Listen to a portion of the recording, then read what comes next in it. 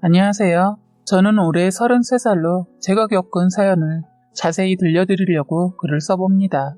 사연들을 듣다 보면 저보다 더 황당한 일을 겪은 사람들도 간혹 있더군요. 그 사람들도 정말 마음고생이 심했을 것 같아요. 저도 그때 일을 생각하면 분통이 터집니다. 사건의 시작은 신랑을 제가 일하는 곳에서 만나면서부터였던 것 같네요. 저는 30살에 피트니스 클럽에서 실내 사이클을 사용해서 운동을 가르치는 스피닝 강사로 일을 하고 있었습니다. 그 운동의 특성상 여성분들이 많이 와서 운동을 하고 남자는 거의 찾아보기 힘든데 간혹 손에 꼽힐 정도로 오기도 해요. 그때도 그랬던 것 같네요. 남자분이 없는 가운데 유독 운동을 못해서 눈에 띄었어요. 이 운동의 특성상 빠른 음악에 맞춰서 온몸을 움직이면서 해야 하는데 정말 이분은 완전 몸치라서 음악에 따라오지 못했어요. 그래서 제가 운동 중에 더 신경을 써서 알려줄 수밖에 없었습니다. 운동에 편견은 없지만 그 많은 운동 중에 몸치이면서 이것을 택한 거에 대해 궁금은 했네요. 일단 저의 회원이 되셨으니까 궁금한 것은 접어두고 하나하나 챙겨주게 되었어요.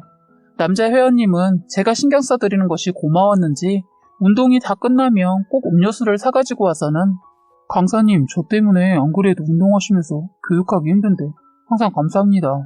여기 시원한 음료수인데 드세요. 이런 식으로 운동이 끝나면 꼭 음료수를 항상 가져다 주는 거예요. 처음엔 한 삭고 괜찮다고 사양을 했는데도 자꾸 음료수를 주시더라고요.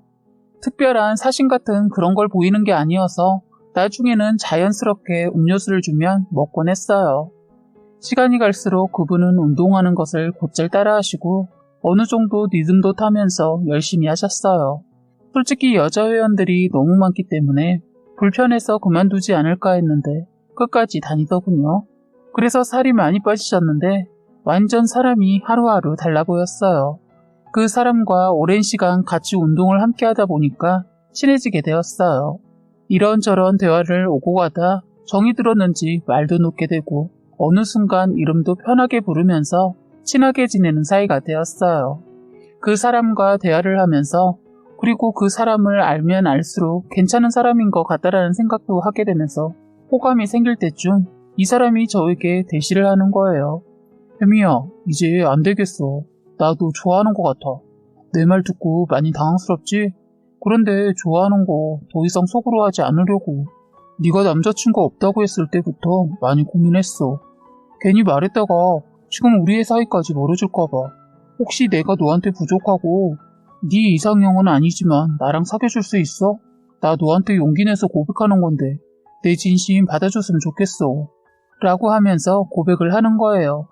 솔직히 갑작스럽게 고백을 받으니까 당황스럽기도 하고 어떻게 해야 할지 망설였는데 그 망설임도 잠깐이었습니다. 왜냐면 아까도 글에 적었듯이 그 사람과 말을 할 때마다 느낀 것은 사람이 진국인 것 같고 나쁘지 않았기 때문이었어요. 그리고 무엇보다 저도 호감이 생겼기 때문에 서로 더 알아가는 시간을 가져보자며 사귀는 것을 허락했습니다. 남자친구는 사귀자고 한 날부터 무진장 저에게 애를 썼어요. 그리고 다른 고백도 하더군요. 운동을 그만두고 싶을 때도 있었는데 제가 좋아지면서 끝까지 버텼다고 하더군요. 그래서 결론은 멋진 몸매도 가졌지만요. 남자친구는 이제 건강을 위해서 운동을 하더군요. 처음 저를 만날 때는 뚱뚱한 아저씨 같았는데 살이 빠지고 나니까 제 나이로 보이더군요. 저보다 2살 많은 오빠였는데 정이 참 많은 것 같았어요. 매번 제가 부담을 느낄 정도의 선물은 아니지만 작으면서 유용한 선물들을 해주었어요. 예를 들어 핸드크림 이런 거요. 제가 운동을 하니까 손을 자주 씻게 되는데 그런 걸 놓치지 않고 챙겨주더군요. 거기에다 제가 좋아하는 향으로 주는 센스까지 있더라고요. 남자친구가 애쓰는 만큼 저도 노력했어요. 사랑이라는 게 혼자만의 노력으론 오랫동안 함께한다는 게 힘든 것 같아요. 그래서 저희는 한 번도 싸움 없이 오랜 기간 연애를 했던 것 같아요. 그런데 저희끼리는 너무 좋았고 문제가 없었는데 연애 기간에 저는 남자 쪽의 부모님을 한 번도 찾아뵌 적이 없었어요. 좀 이상할 정도라고 생각하시겠지만 남자친구가 원하지 않았어요. 그래서 친구들에게 물어본 적도 있는데 그럴 수 있다고 하는 친구도 있고 의심이 간다는 친구도 있고 연애지만 안 보는 게 속편하다고 하는 친구도 있었어요. 한 친구는 아주 진지하게 그러더군요. 연애 때 괜히 남자 쪽 부모 만나봤자 피곤하기만 하다고. 절대로 이 사람이다 할 때까지, 그리고 무엇보다 중요한 건 결혼식장 들어가기 전까진 남자 쪽 부모님 만나지 말라고 하는 겁니다. 그 친구가 이렇게 말할 수밖에 없는 이유를 들어봤는데, 결혼도 하기 전에 어른들을 보고 나니까 생신 때도 명절 때도 그냥 넘어가기 뭐하다고 하더군요. 그것도 정말 금전적으로 무시 못한다고 하는데 그럴 수 있을 것 같았어요. 둘이 여행이라도 계획하면 자꾸 사귀는 남자 쪽 어머니나 여동생이 들러붙는 바람에 단둘이 여행하는 게 너무 힘들다고 말하는데, 듣기만 했는데도 답답했어요. 그 친구는 지금 예비 시부모 때문에 헤어지려고 하더군요. 예비 시어머니의 너무 심한 간섭과 물질적으로 바라기 때문에 남자친구랑 싸우고 냉전 중이라고 했어요. 친구 얘기지만 남일 같지 않더라고요. 그런데 처음엔 이 사람이 결혼을 하게 되면 인사드리자고 하는데, 그 말이 처음엔 서운하기도 하고, 뭐지 이 사람? 내가 모르는 비밀이 있나? 생각한 적도 있었어요. 그래도 워낙 남자친구가 바른 사람이고 저에게 신뢰를 줬던 사람이라 믿고 기다렸어요. 그런데 시간이 갈수록 괜히 다른 이유가 있지 않나 싶기도 하고, 저도 인내심에 한계가 왔어요. 괜히 의심이 더 가더군요. 사실 남자친구를 사귈 때 꼭 남자친구 부모님을 만나야 한다고 생각하는 사람 아닙니다. 그런데 다른 이유도 있었기 때문에 제가 더 그랬어요. 어머니 만나는 걸 굳고 반대하는 것은 이해하는데 왜 연애하고 있다는 사실까지 왜 숨기냐고 했더니 남자친구가 그러더군요. 저를 위한 것이라고. 저는 그 뜻을 이해 못했어요. 그랬더니 남자친구가 잘 들으라고 하면서 혹시 자기 말 듣고 마음 변하기 없게 하면서 약속까지 단단히 바꿔서 말을 하더군요. 자기 엄마가 워낙 남의 눈을 많이 의식하는 분이라는 거예요. 그때 이 말을 듣고 무슨 말인가 싶었어요. 그래서 만약 저를 만난다는 것을 알게 되면 저를 귀찮게 해서 어쨌든 힘들어진다고 하면서 끝까지 자기 엄마를 안 보여주는 거예요. 사실 이런 얘기를 들으니까 안 들으니만 못한 거 있죠? 괜히 결혼해서 피곤해지는 거 아닌가 싶기도 하고, 그래도 남의 눈 의식 안 하는 사람이 어디 있나 싶었지만 찜찜했습니다. 그런데 그땐 시간이 지나자 그냥 흘려듣게 되고 기억에서 잊혀졌어요. 그리고 제 성격상 한 가지 일을 오랫동안 생각하는 스타일이 아니어서 그냥 넘겼어요. 그땐 그랬네요. 지금 결혼할 것도 아니고 아직 결혼 얘기가 나온 것도 아니니까 쉽게 생각했던 것 같아요. 그냥 결혼 날짜 잡으면 그때 찾아뵙자 마무리하고 그렇게 가볍게 생각했는데 그게 제 인생의 실수였습니다. 결혼을 하면서 모든 것이 바뀌기 시작했어요. 사람이 살면서 실수를 안 하고 살 순 없는데 결혼이라는 것은 보통 실수와는 다르기 때문에 정말 결혼은 신중을 기울여서 해야 하는 것 같아요. 결혼이라는 게 하는 것은 쉬운데 헤어지는 것은 정말 어렵더군요. 그렇게 착했던 남편도 돈에는 변한다는 걸 알았고, 사치병이라는 친구랑 동고동락하는 시어머니는 사치에 대한 불치병을 앓고 있다는 것을 알고 결혼 다 망했다 싶었어요. 왜 그렇게 사달라는 것이 많은지, 이런 나쁜 인간들은 왜 처음부터 그 사악한 것을 드러내지 않고 나중에서야 드러낼까요? 저는 지금부터 두 얼굴의 신랑과 시어머니 또한 추악한 두 얼굴까지 말해볼게요. 저는 결혼 전에 나이가 30살이나 먹었지만 할 수 없이 부모님과 함께 살고 있었어요. 나이가 있어서 독립해서 살려고 했지만 부모님께서 한사코 반대를 하셨습니다. 아버지가 다른 건 다 쿨하신데 저에 대한 것은 쿨하지 못하세요. 나이가 30이나 되었는데도 저를 애로 보는 분이라 독립은 꿈도 못 꿨네요. 저도 오랫동안 부모님과 살다 보니까 독립을 접고 부모님과 같이 살게 되더군요. 그런데 같이 사니까 이런 불편한 점은 있었어요. 연애를 하는 동안 남자친구는 제가 부모님과 함께 살고 있는 것을 알고도 아무렇지 않게 저희 집에 자주 놀러 왔어요. 이 점이 저는 연애하는 내내 이해가 안 됐던 거예요. 자기는 쉽게 들락날락 거리면서 저는 속이고 연애를 하니까 서운했던 거죠. 그런데 나중에 사정을 듣고 나서는 바보같이 고마워했는데 그래서 제가 결혼하고 당한 것 같아요. 사람은 착하면 안 돼요. 이용당합니다. 나쁜 새끼. 다시 안정을 찾고 다시 말을 이어가 볼게요. 저는 이 사람을 사귀면서 알게 되었는데 성격이 정말 털털하고 어른들한테 잘하는 그런 사람이더군요. 그땐 콩고불이 씌었다고 하시겠지만 그래요. 그럴 수도 있고 그땐 솔직히 그런 나쁜 놈이 아니었던 것 같아요. 처음엔 순진하고 순수했어요. 그래서 제가 더 좋아하고 했던 것 같아요. 저희 집에 이 사람이 놀러 오면 엄마가 계셔서 둘만의 시간을 보내고 싶어도 엄마가 있어서 그럴 수가 없었어요. 편하게 그냥 밥 먹고 놀다가 가는 정도였습니다. 남자친구가 부모님과 따로 나와 살고 있었으나 친구랑 같이 살고 있어서 남자친구 집에도 가기 뭐해서 저희는 가끔 둘만의 시간을 보낼 수 있는 곳을 가거나 날 잡아 여행도 다니고 했어요.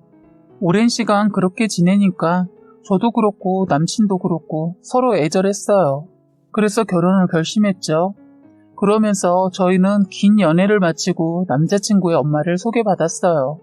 처음 소개를 받은 날 예비 시어머니는 보자마자 저를 위아래로 스캔을 쭉 하시더니 좋아, 앉아. 그래도 집안이 못 살진 않나 보다. 그런데 가방은 나이가 있으니까 조금 더 값나가는 것으로 올리고 구두도 그렇네. 하면서 하나하나 코치를 하면서 제 물건들이 싸다고 나이에 맞지 않게 하고 다닌다고 하는 겁니다. 그러면서 생뚱맞게 빌딩 있는 딸치고 너무 검소하고 순수하게 다닌다고 하더군요. 그런 말을 초면에 듣는데 기분이 상하더군요. 저를 지적하는 것도 그렇고 저희 부모님이 작은 빌딩이 있다고 말하시는 것이 거슬려서 남자친구를 봤더니 당황해하면서 그거 아버님이 나한테 말해줬어 하더군요. 솔직히 저희 집에 들락거렸으니까 모를 리 없지 하고 생각하고 마음에 두지 않았어요. 그런데 제가 빌딩 가진 게 아니고 부모님 건데 예비 시어머니 뉘앙스는 계속 제 것처럼 말을 하더군요. 그러면서 결혼하면 신랑한테 뭐 해줄 수 있냐고 처음 만나는 날 그런 걸 물어서 당황했어요. 그때 알겠더군요. 왜 만남을 가지지 않았는지. 시어머니와 처음 만난 한 얘기라고는 전부 옷, 신발, 가방 뭐 이딴 거 얘기만 했어요. 어디 거를 입어라, 신어라, 보는 눈의 수준을 높여라 등 이것저것 추천해 주시면서 지적을 하더군요. 사실 저는 운동을 가르치는 사람이라 구두, 가방 이런 거 자주 하지도 않지만 관심 없거든요. 구두도 가방도 그냥 중요한 자리이니까 격식 갖추려고 하고 나온 건데 잘 하고 다니지 않은 것들을 정보를 주시면서 지적하는데 정말 짜증이 살짝 났어요. 그땐 신랑이 눈치라도 있어서 바로 눈치를 채고 밥을 먹으러 가자고 해서 식사를 하러 갔습니다. 그런데 이분이 완전 그날 저를 벗겨먹으려고 했나봐요. 저는 미리 예약도 하고 정해둔 곳이 있었는데 예비 시어머니 거긴 가기 싫다고 하면서 고급 레스토랑을 가고 싶다고 하더군요.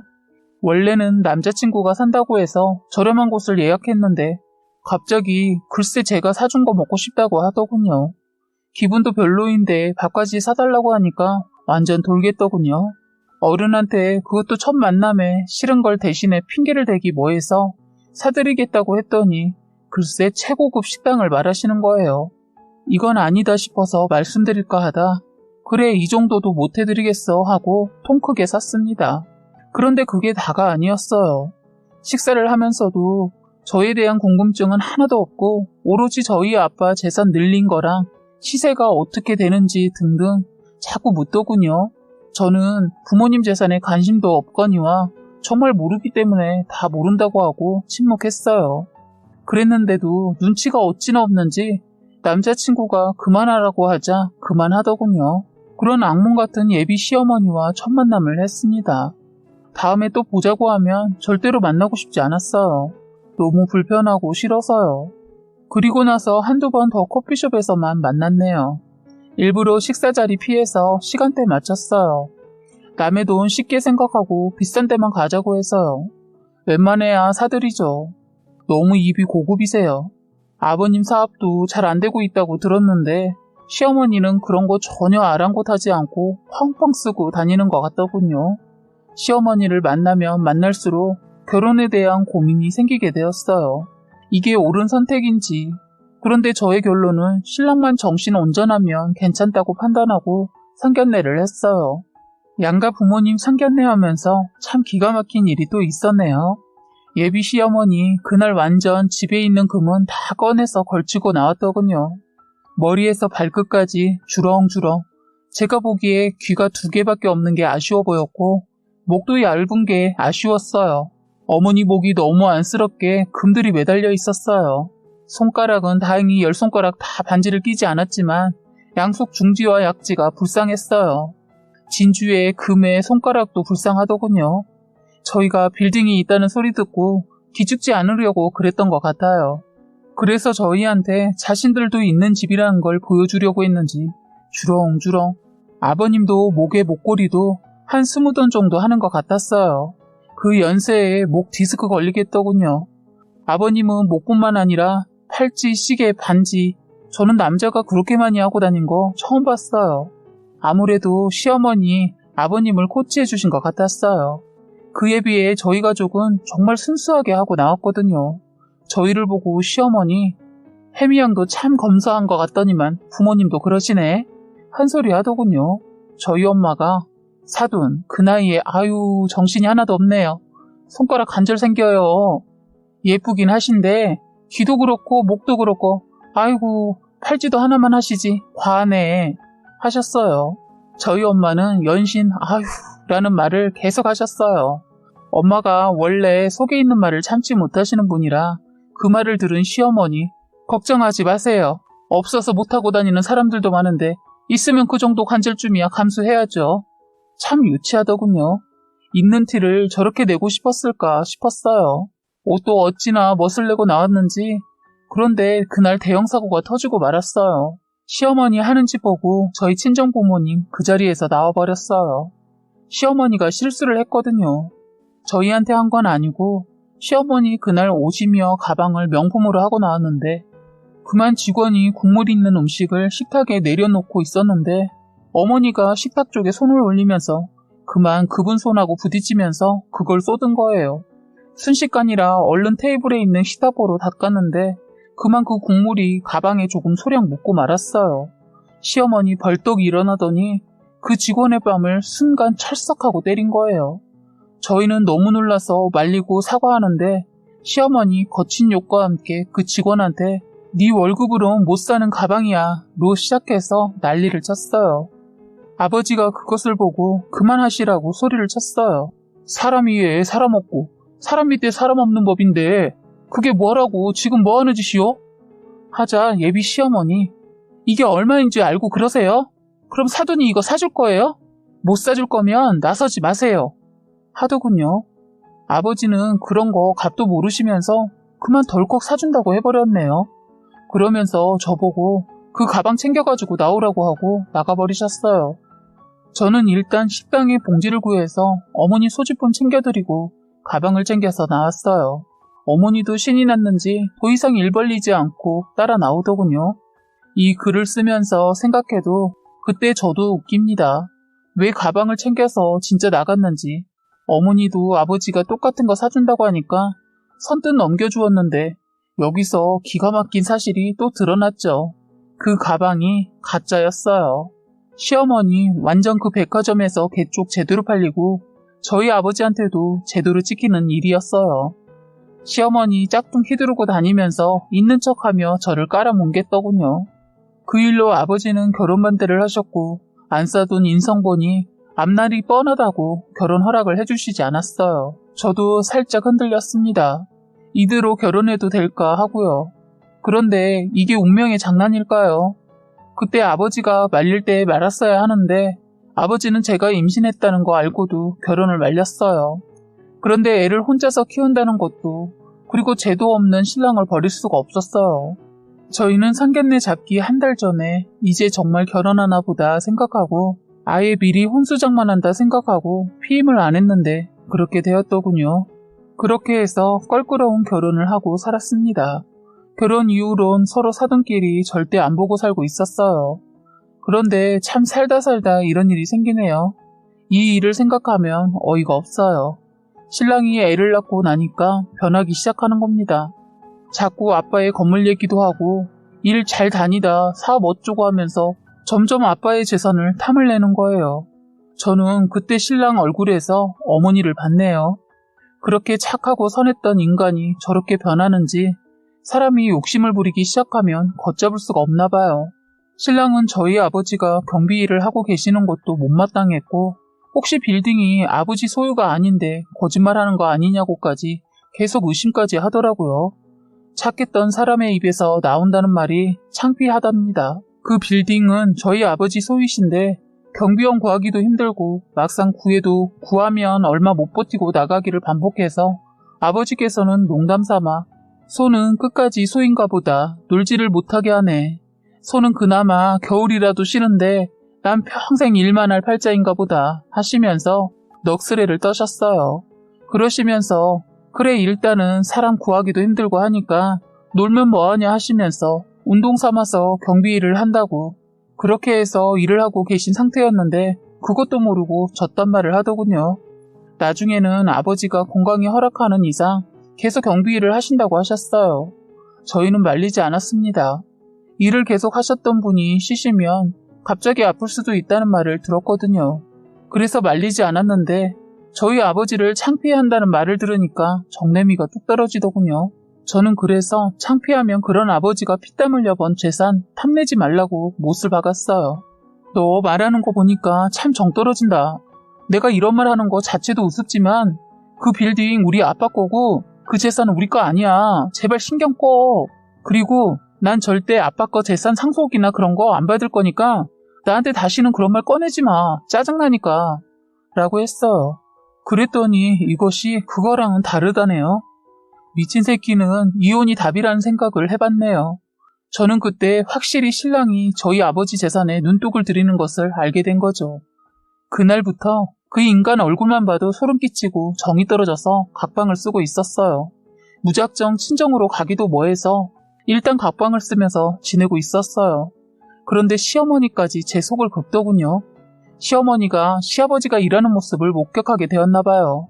시어머니께서 차를 타고 찜질방에 가셨는데 1층 주차장에 주차를 하려고 하는데 어디서 많이 봤던 사람 같아서 자세히 보니 저희 아버지였다네요. 그걸 보고 저한테 전화해서 따지고 들더군요. 친구들하고 있었는데 창피해서 아는 체도 못했다고 하면서 혹시 쥐뿔도 없는 년이 아버지 경비나 서는 주제에 빌딩 가지고 있다고 사기쳤냐고 하면서 전화기가 터지도록 소리치더군요. 그러면서 왜 하필이면 하고 많은 일 중에 왜 그딴 일을 하냐고 따지고 드는데 그 엄마의 아들이더군요. 둘 다 아주 쌍으로 재수가 없어서 이혼 준비를 제대로 해야겠다고 마음먹었어요. 저는 시어머니한테 저희 아버지 빌딩 소유하고 있는 거 맞고 다신 이딴 일로 전화할 거면 전화하지 말라고 하고 그냥 전화 끊어버렸어요. 그랬더니 다시 전화 오더군요. 받지도 않고 그냥 끊어버렸어요. 수신 차단할 수도 있었는데 약오를 하고 일부러 안 받고 끊는 걸로 화를 돋구었더니 저희 집으로 쫓아왔더군요. 너 시애미가 웃었냐? 약이 올라가지고는 어쩔 줄 몰라 하더군요.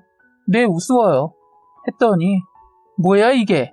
시어머니한테 말하는 것 봐. 너 지금 배는 게 없지? 하면서 제 뺨을 치려고 하길래 손을 잡고 한 소리 했어요.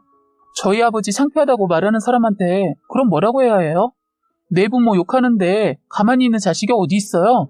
그리고 그 빌딩 제 거 아니고 아버지 건데 왜 그렇게 관심이 많고 감나무 아래서 홍시감이라도 떨어질까 입 벌리고 서 있냐고요. 거지예요? 저 자꾸 자극시키면 어머니도 이 사람도 가만 안 둬요. 라고 하면서 아까 잡았던 손을 확 뿌리쳐버렸어요.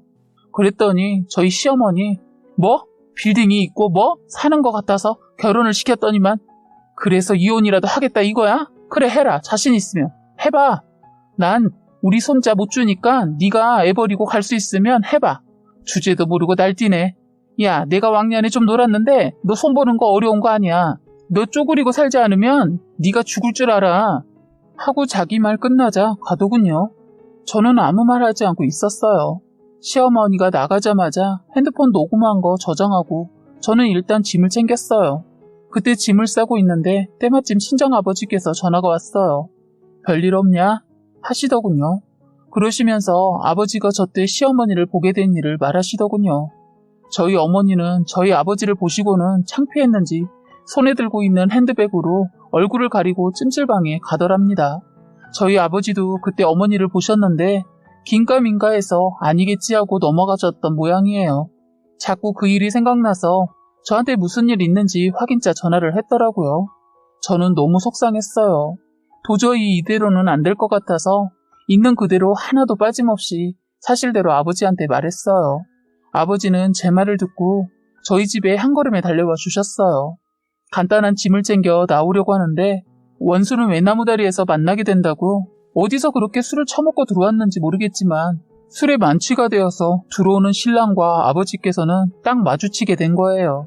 아버지는 신랑을 보자마자 이 새끼가 멀쩡해 보여서 결혼 허락했더니만 정신 나간 놈이라고 했어요. 아버지는 저희 집에 오셔서 저의 얘기를 듣기 전엔 신랑이 백수인 거 모르고 계셨다가 제 얘기를 듣고 나서 바로 그 사람을 마주치게 되자 아버지가 화가 엄청 나셨던 거예요. 큰 소리로 한심한 놈 같으니라고. 너 지금 일도 안 다니고 뭐 하는 짓이야. 그리고 내 딸 데리고 갔으면 최소한 남편 노릇을 해야지. 라고 했어요. 그러자 아버지가 들고 있던 짐을 뺏어서 바닥에 집어 던지면서 이 새끼 혀가 꼬일 대로 꼬여서 한다는 소리가 아우 뭐야 짜증나게. 네가 장인이면 다야? 어디서 큰 소리야. 아이씨 잔소리하지 말라고. 술 먹더니 황당한 말까지 했어요. 그런데 대뜸 다들 이 집에서 한 발짝이라도 나가면 다들 죽여버린다고 하더군요. 정말 그 순간 공포스러웠어요. 아버지께 저런 인간하고 결혼해서 이런 상황을 만든 거에 너무 죄송했어요. 신랑은 아버지가 뭐 이놈아 하고 말하자 갑자기 거실에 있는 우산꽂이를 확 밀쳐버리면서 우산 하나를 꺼내들더니 뭐라고 하면서 그 우산으로 아버지를 위협하면서 휘두르는 거예요. 그놈이 휘두르는 우산 끝에 많이 다치지는 않았지만 팔을 맞으신 거예요. 저는 말리면서 야, 이 미친놈아. 지금 뭐 하는 짓이야? 그 우산 당장 안 내려놔? 라고 말하기 무섭게 아버지께서는 우산을 왼쪽으로 잡으시더니 남편 싸다구를 한 대 내리쳤어요. 이미 만취가 된 남편은 뺨을 맞고서는 휘청휘청 거리더군요. 술이 떡이 되어서 자기 몸도 못 가눴어요. 그러더니 거실 바닥에 갑자기 주저앉더니 소리소리 지르면서 울면서 구석에 쪼그리고 앉아 잠이 들더군요. 아버지께서 아까 맞으신 팔이 걱정돼서 괜찮냐고 물었더니 괜찮으시다고 하시더라고요. 아버지께서는 이미 술에 만취가 되어서 저 인간과는 대화가 될 상대가 아닌 걸 아시고는 저에게 사돈 전화번호 뭐냐고 물어보시더라고요. 아버지가 시어머니께 전화하시더니 화를 잔뜩 내시면서 사돈, 당신하고 당신 아들이 나와 우리 딸 그리고 우리 집을 우습게 본 모양인데 나한테 죽인다고 협박도 하고 때리기까지 했네요. 당신 아들 감옥에 쳐넣어 버릴 테니까 그렇게 아쇼. 라면서 대뜸 전화를 하시고는 다짜고짜 영문도 없이 이런 말을 하는 저희 아버지의 말에 황당하셨던지 이 사람이 정신 나갔나? 뭐라고요? 내 아들이 왜 사돈을 때렸다는 거고 지금 밑도 끝도 없이 무슨 말을 하는 거예요? 라고 하시는데 그만 닥치고 당신들이 했던 짓거리들 내 딸한테 다 들었어. 당신네 집안이 이런 집안이었으면 절대 결혼 못하게 했을 텐데 그러시고는 한숨을 길게 내쉬면서 더 깊게 말 안 할 테니까 그만 끊습니다. 라고 하시고는 전화를 뚝 끊으시더라고요. 시어머니는 방금 전화했던 친정아버지의 폰으로 계속 전화하고 문자하고 하는데 계속 씹고 받지 않았어요. 정 안 되니 저에게도 전화 오길래 무음으로 해놓고 받지 않았습니다. 아버지께서 저한테 하시는 말씀이 너 참 이런 집에서 힘들었겠다. 진작에 아빠한테 말하지 이게 뭐냐? 하면서 생전 처음으로 제 앞에서 눈물을 보이시더라고요. 정말 죄송하다고 저도 말씀드렸고 제가 불효인 것 같아서 마음이 많이 아팠습니다. 그러시고는 아버지께서는 이런 일을 겪으시고는 절대 가만히 넘어가면 안 된다고 하셔서 변호사까지 선임해서 남편을 참교육시킨다고 하셨어요. 바로 저는 그 집에서 아이를 데리고 친정집에 들어갔어요. 다음날 아침에 눈을 뜨자마자 남편에게 문자를 보냈어요. 너 어제 술이 떡이 돼서 들어와서 우리 아빠한테 했던 거 기억나냐? 이 쓰레기야. 너 같은 놈이랑 한 입을 덮고 살았다는 게 정말 내가 한심스럽다. 조만간 이혼 서류장, 고소장 받게 될 거니까 그렇게 알고 있어. 라고 문자로 보냈어요. 남편과 시어머니 상황이 심상치 않다는 걸 알고서는 전화가 왔지만 마음이 진정이 되지 않아서 계속 씹고 받지를 않았습니다. 전화가 안 되니까 저녁 8시가량 시어머니와 남편이 저희 친정집에 과일 한 바구니를 들고 찾아왔더라고요. 계속 초인종을 누르는데 처음엔 무시하고 안 열어줬는데 계속 누르는 거예요. 친정 아버지께서 저 인간들 무슨 말을 하는지 한번 드러나 보자고 하시고는 그냥 문을 열어주라고 하셨어요. 들어오자마자 거실 앞쪽에 과일 바구니를 놓더니 시어머니 몸을 움츠린 채 총총걸음으로 사돈 제 아들이 죽을 죄를 졌네요. 이번 눈 한 번만 감고 쟤들 자식 민서를 생각해서 용서하고 넘어가 주세요. 라고 하더라고요. 참 웃겼습니다. 저는 제 아이 때문에 저런 인간 쓰레기 같은 집에서 다시는 살고 싶지 않아서 말했어요. 어머니, 저는 이미 마음 정리했고요. 내 딸 민서를 내세워서 이혼 못하게 하려고 하는 모양인데 이런 아빠는 제가 생각하기에는 없는 게 낫다고 생각합니다. 그리고 두 번 다시 말하는데 저 사람이랑은 절대 다시 살지 않을 거예요. 이런 말 하시려고 왔다면 지금 당장 이 집에서 나가세요. 라고 말을 조금 거칠게 했어요. 남편은 그때 바로 무릎을 꿇더라고요. 여보, 내가 정말 미안해. 어제는 내가 술을 많이 먹어서 실수를 한 것 같아. 내가 아무리 어제 일을 기억하려고 했는데 기억이 나질 않네. 어쨌든 정말 미안해. 한 번만 용서해줘. 라고 했어요. 그래서 저는 그래? 네 행동을 기억을 못한다고 했지? 그래서 어제 찍어둔 영상을 시어머니와 남편 앞에서 바로 보여줬습니다. 어제 있었던 모든 일들을 보고는 시어머니도 바로 남편 옆에 무릎을 꿇더라고요. 그러면서 울면서 민서 애미야, 한 번만 늙은 날 봐서라도 용서해줘라. 그래도 민서 아빠잖아. 그러면서 눈물을 뚝뚝 흘리면서 빌더라고요. 저희 친정아버지는 참 말을 들어보니 어이가 없네. 당신을 봐서라도 용서를 해달라고? 당신 때문에 더 이혼을 하는 거야, 이 양반아. 그리고 당신이 우리 집이 조금 사는 것 같아서 결혼 승낙해줬던 모양인데 내가 내 소유 빌딩에서 경비 서는 거 보고 내 딸한테 그딴 몰상식한 행동을 해?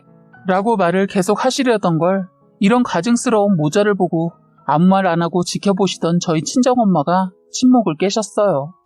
저희 아버지 하는 말을 자르시고 화가 많이 나셨던지 아까 사들고 온 과일 바구니를 번쩍 들고 두 인간들이 무릎 꿇고 있는 바로 코앞에 냅다 던져버리시더라고요.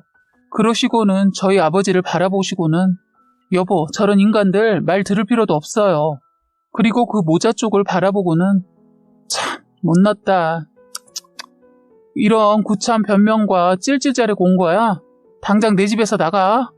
라고 하셨고 시어머니와 남편은 더 이상 빌어도 안 통할 걸 알고 대려 적반하장으로 갑자기 돌변해서는 그래, 더럽다. 내가 왜 이러고 있는지. 가자, 아들. 너도 이런 짓구석에 미련 갖지 말고 그냥 당장 끝내버려. 하더니 안 가겠다는 아들을 끌고 가더군요. 두 모자가 나가고 친정어머니가 던진 과일들 치우기가 조금 힘들었지만 그걸 던지고 화들짝 놀라는 모자들을 보고 왠지 모를 통쾌함을 느꼈네요. 아무튼 아버지께서는 변호사 사무실에 의뢰를 해서 지금까지 있었던 사건 영상들을 모두 모아서 특수폭행과 협박죄로 고소를 했습니다. 감방에 들어가게 맹세코 합의도 안 해줄 생각이고요. 정말 이런 인간들을 만난 제가 잘못이지만 제 딸 민서를 생각해서라도 이혼 꼭 할 겁니다. 그리고 제 사연을 읽고 계신 분들 중에서 저 같은 일이 있으시다면 당하지 않으시려거든 뭐든지 녹음하고 찍어두세요. 이런 쓰레기들은 한 번에 치우기도 힘들고 분리수거하기도 힘들어서 쓰레기로 구분이 잘 안 가니까 조심하세요. 긴 글을 쓰다 보니 겪었던 일들이 생각나서 마음을 가라앉히고 쓴다고 많이 힘들었네요. 앞으로 저런 인간 다시 만날까봐 그냥 혼자 살려고 합니다. 제 딸과 제가 잘 헤쳐나가면서 살 수 있겠죠? 지금까지 여러분의 소중한 사연을 읽어드리는 해바라기 사연방이었습니다. 구독과 좋아요, 알림 설정 부탁드리겠습니다.